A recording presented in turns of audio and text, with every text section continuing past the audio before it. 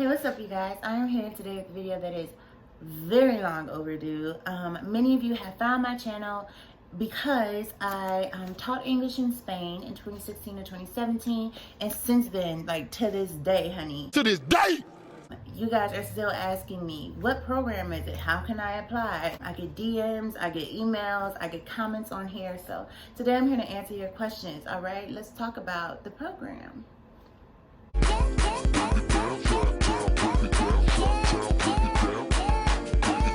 Y'all, look at my little baby, my little infant lock.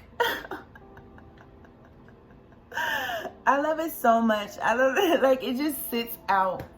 Anyway, all right. So the name of the program that I applied to is called Auxiliares De Conversacion.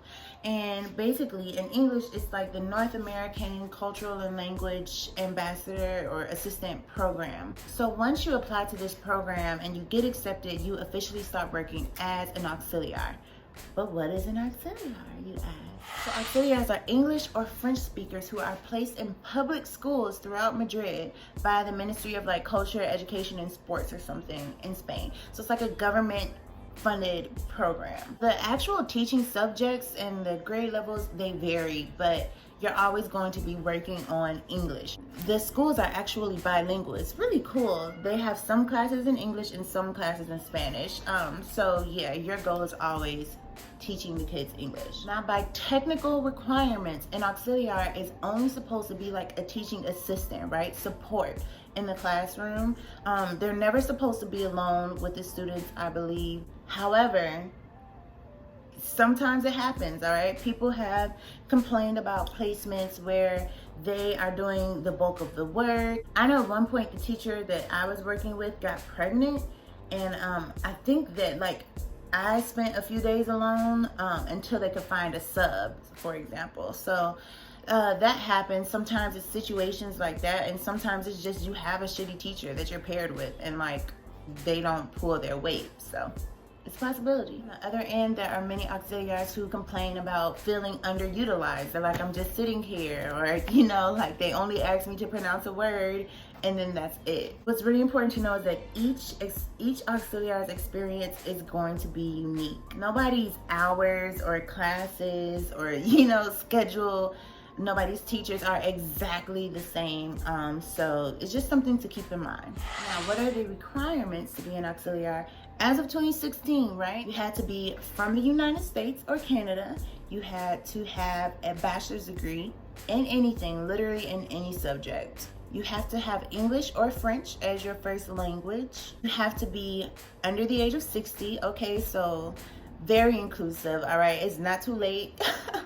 You have kids, they're grown, your kids just went to college and you're trying to spice your life up, switch things up.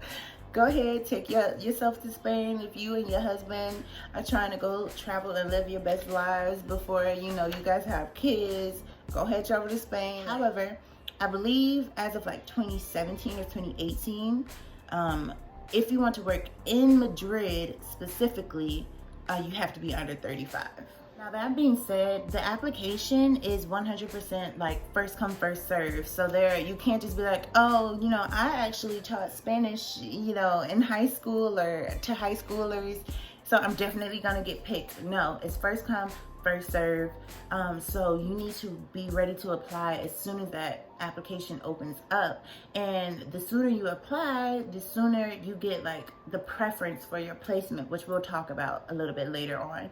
The application, if you go through the Spanish, like the government's website, is free. It's 100% free. However, it is in Spanish. So it definitely behooves you to know Spanish. You don't have to work in the program, but it's more difficult if you don't. Someone just DM'd me on Instagram the other day actually and said that she, you know, looked up the program and was excited, but went to start the application, it was just like discouraged because she didn't understand any of it because it's in Spanish. In that case, you know, I recommended to her that she read some blogs, travel blogs who basically walk you through the process. I had one at one point, but I deleted it. but there are plenty that are still out there that will help you. Or another option is to go through CIEE, which is like one of the study abroad companies or organizations. They basically will help you apply. It's all in English. They will also give you like an orientation when you come. They will continue to support you like throughout the program. They help you get started, get all of your papers and whatnot, because otherwise you're doing all of this completely alone. Like, if you get accepted into the program, you still have to fly over there, find your own accommodation. You have to, you know, get all of your your legal papers to stay there, your visa, all of that. So if you know that you have a hard time with Spanish and that might be too difficult for you, I suggest going through CIEE, but that's only if you're like hopelessly like non-Spanish speaking, and that's because it is pretty expensive. I think it's about like $3,000 if you go through them, as opposed to, you know, being able to do it for free. If not, there are, again, blogs, Facebook groups, check out WordPress. Like, there's plenty of support that can help you through them. So where in Spain do auxiliares live though, right? Like, where am I gonna go? The regional education authorities assign 1 or 2 regions to each auxiliar. Applicants really have no choice in this, okay? In the application, you're able to make, I believe, like a top 3, like, of where you want to work and who, like what grade level you want to work with, but you really don't. They could be like, fuck what you want, here's what you get, and you have to take it or leave it. Now, as of 2016-2017, the options for the regions that you could work with were Group A, right? Consider Group A: Asturias, Ceuta y Melilla, Extremadura, La Rioja, Navarra, and País Vasco. That was Group A. Group B was Aragon, Cantabria, Catalunya, Galicia, and Islas Canarias. And then Group C was Andalusia, Castilla y León, Islas Baleares, Madrid, y Murcia. Now, these are all regions of Spain, just like, you know, we have like the Midwest and the Southeast regions over here in America. So picking Madrid, the region, for example, is not the same thing as getting the city of Madrid. All right, so that's something that's important to know. It's also important to remember that even though when you apply, you select like your regions and your preference for who you work with or the grade level you work with, when you get your acceptance letter, it's not going to tell you where you were assigned. It's just going to say, hey, you're accepted into the program. It's sometimes weeks or even months afterwards that you get your assignment, and that's called the Carta de Nombramiento, which is basically like your placement. So that tells you the region that you're placed in, as well as the specific school that you're going to be working in. And of course, that school will probably be a determination of where you end up looking for your housing. Moving on, how much does the program cost? Again, if you go through CIEE, you're gonna spend about $3,000 more or less. But if you go through the program, just through the, you know, the Spanish Ministry of Education and whatnot, it's 100% free. You should not be paying for anything throughout that process, at least for like the online application. There are some clearances, like some FBI clearances and background checks that you have to do. You're probably gonna pay for those, but there's nothing on the website that should be charging you. And if you see anything that does, you're getting scammed. Close out, abort mission. All right, now let's talk about money. All right, I know that's what you guys want to know about. How are auxiliaries making money? How much money are they making? First of all, I have a video that I'll put up in, I think it's this corner, or maybe this one, but I'll put it up there. And that video is where I talked about how I lived on my budget as an auxiliary. But that being said, auxiliaries are considered students. They are considered students and they're on student visas. So you are getting paid by the school, but it's kind of like this like weird scholarship fellowship thing. And also you very likely won't be able to like get a part-time job at like a tapas bar legally at least. As the student or as a fellow ambassador, you work from typically October to June, which is like the Spanish school year. And most auxiliaries will work about 12 hours a week, all right? 12 hours a week, and they will make 700 euros per month.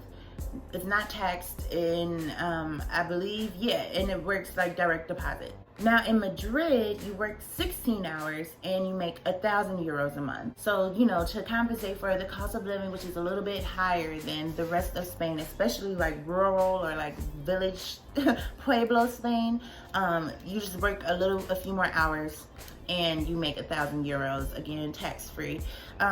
That being said, again, I mentioned it in the video that I talked about earlier, but 1,000 euros is definitely enough. A lot of language assistants end up teaching private English classes to like supplement their income. My older roommates were literally like teaching 3 to 4 times a week, had a whole saving, like was sending money back to their savings account in America off of it. So yeah, it can definitely, you'll be fine. All right, but here's a catch, y'all.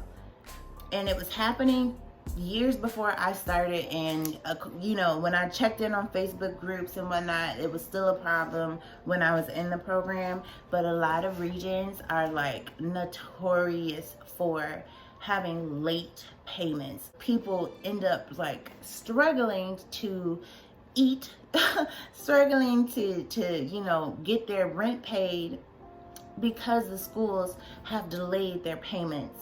I saw situations that were literally so bad where like people had been there for 3 months and still had not seen a penny. Yeah, like it's bad.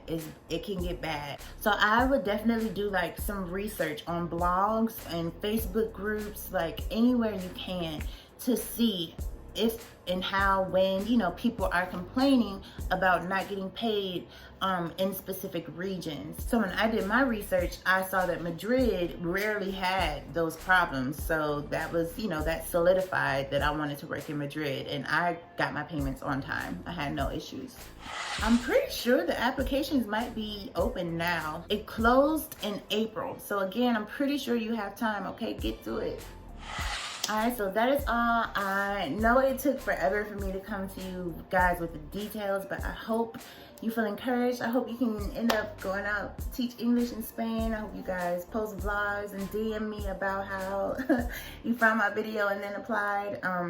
But yeah, I'm about to get out of here. I woke up early today, so I'm not late to work. I will catch you in the next video. I'm trying to be consistent, y'all. This is my 4th week uploading a video, and I don't know if you're proud of me, but I'm proud of me. I'll catch you guys in the next one. Bye.